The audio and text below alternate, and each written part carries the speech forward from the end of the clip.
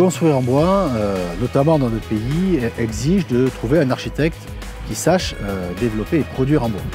La maîtrise d'ouvrage LCDP est venue nous chercher pour notre compétence bois pour proposer un projet sur la ZAC Valmy pour la Caisse d'épargne.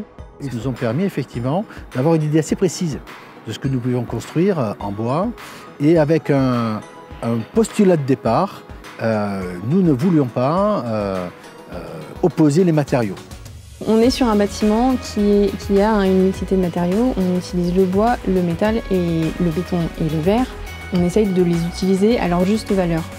On voulait que le bois exprime sa discipline et sa puissance. La volonté architecturale, c'était de faire un bâtiment qui dialogue avec ce grand paysage aussi. Et ils voulaient faire un bâtiment qui soit démonstrateur de ce que ça peut être un bâtiment éthique, écologique et dans une dynamique environnementale. Les vertus de ce projet sont nombreuses.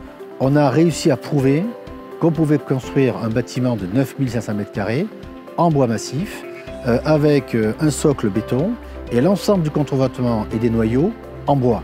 C'est un bâtiment de bureau où il va y avoir 460 collaborateurs à peu près. 12 500 m² de plancher construit, 2600 m³ de bois dans le projet.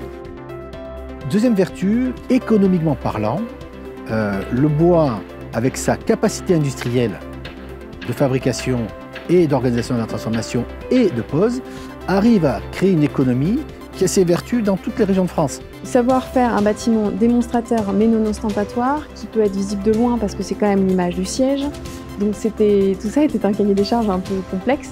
Et c'est pour ça que notre réflexion s'est portée sur un bâtiment en poteau-poutre en lamellé collé.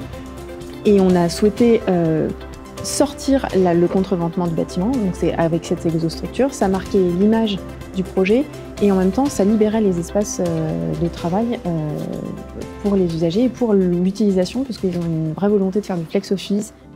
L'autre vertu, celle-là est une vertu qui a été parfaitement comprise par l'ensemble du territoire, c'est l'exigence de formation.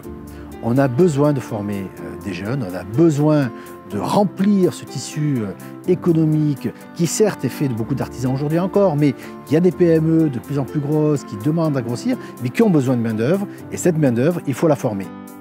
Donc on est sur une structure poteau-poutre bois, avec donc une exostructure en façade et une double peau qui vient protéger l'exostructure. En fait, la réflexion qu'on a menée sur ce bâtiment, c'est d'être pédagogique sur ce que c'est qu'un bâtiment et un bâtiment bois et où transitent les efforts.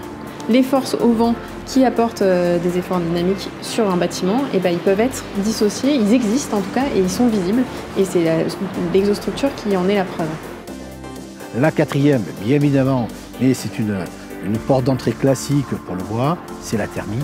On est dans cette double peau qui est une double peau bioclimatique qui est largement ventilée et qui vient faire un coussin bioclimatique pour le bâtiment, donc toujours dans cette réflexion thermique d'une qualité d'usage du bâtiment et d'une réflexion sur l'économie de la consommation énergétique.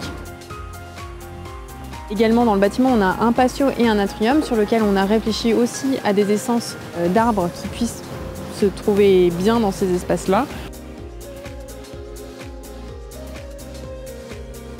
Et vraiment, c'est un bâtiment qui certes a mis du temps à sortir, mais parce que c'est un bâtiment prototype,